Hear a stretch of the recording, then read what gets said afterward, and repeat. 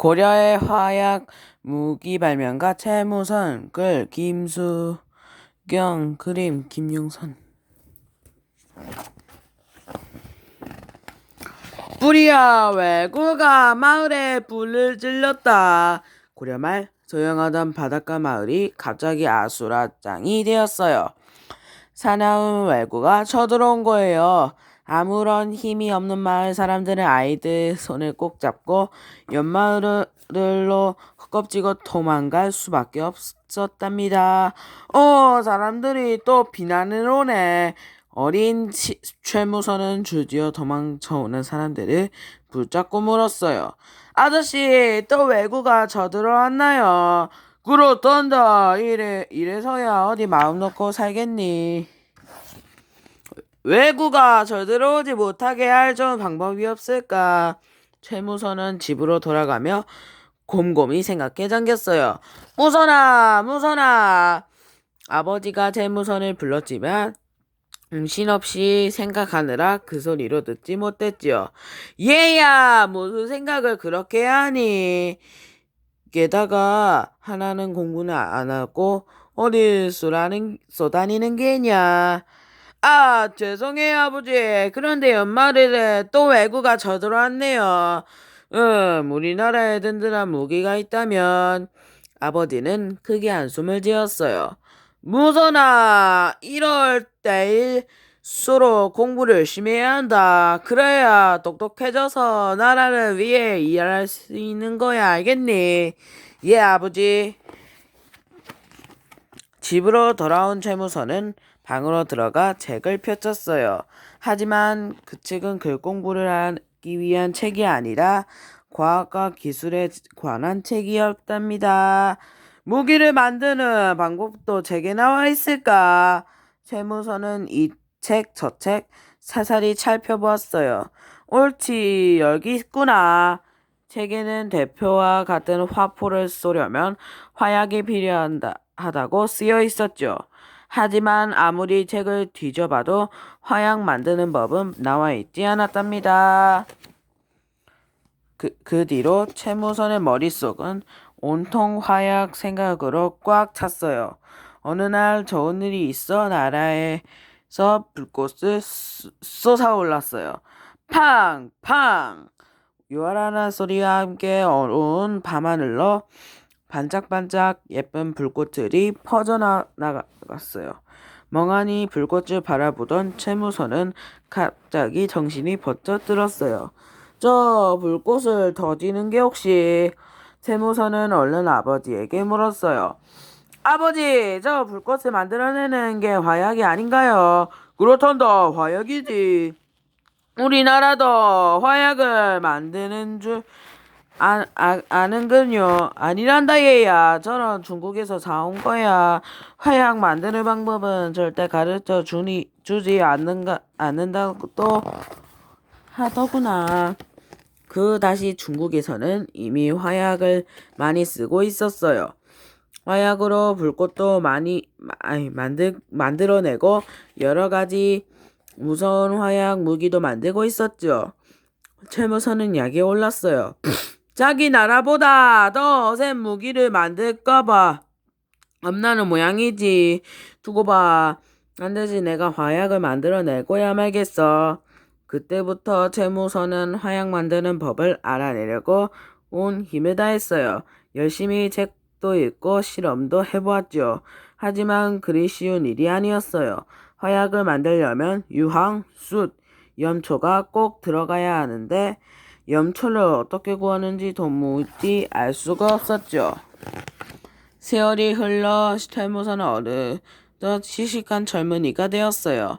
어른이 된 뒤에도 최무선은 계속해서 화약 만드는 법을 알아내려고 했었죠. 먼지가 많은 흙에서 염초가 나온다니까 어디 한번 찾아보자. 최무선은 날마다 흙투성이가 되어 낡은 집의 마루 밑을 사살이 훑어가며 흙을 모았어요. 이젠 이 흙을 가마솥에 넣고 끓여볼까. 최무선은 흙에다 물을 넣고 끓였다 식히기를 되풀이했어요.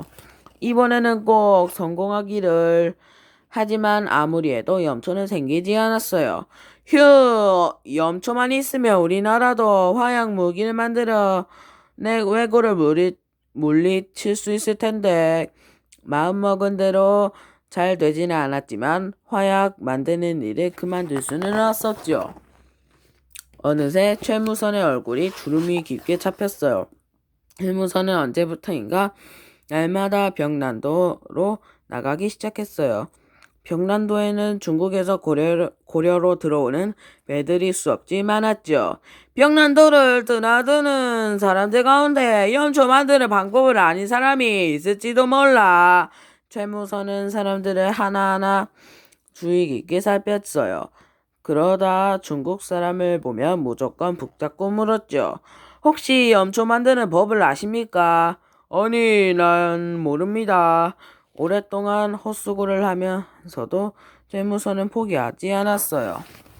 그러던 어느 날 최무선은 드디어 염초를 만드는 중국 사람이 어디에 머무르는지 알게 되었어요. 최무선은 그 길로 중국 사람이 있는 곳으로 달려갔죠.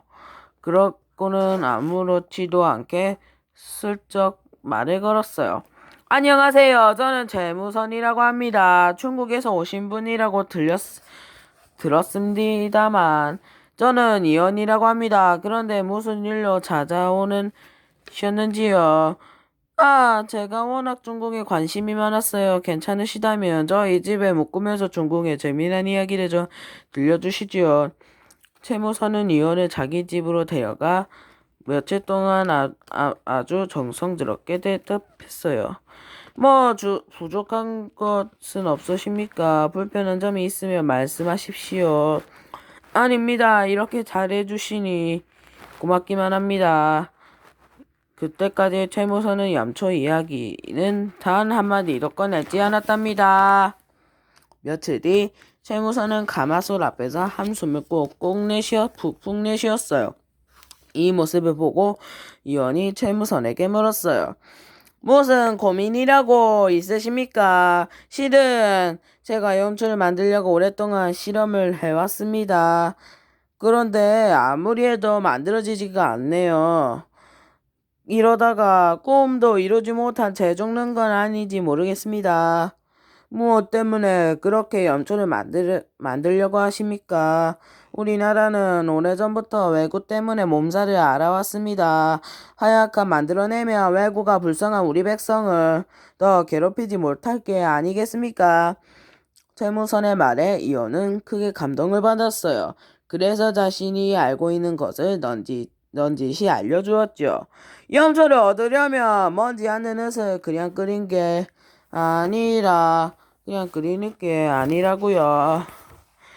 예, 사람이나 소의 오줌과 나무재를 섞은 뒤 비를 맞지 않게 잘 덮어서 쌓아두십시오. 썩기려는 말씀이십니까? 그렇죠. 얼마 동안 쌓아두었다가 그 위에 다시 말똥을 덮고 불을 지펴야 한답니다. 그렇군요. 고맙습니다. 정말 고맙습니다. 최무선은 머리를 숙이며 인사를 거듭했어요. 내가 알려줄 수 있는 건 거기까지입니다. 그 다음은 혼자서 더 연구를 해보십시오. 알겠습니다. 그만큼이라도 알려주시니 정말 고맙습니다. 며칠 뒤에 이원은 중국으로 돌아갔어요.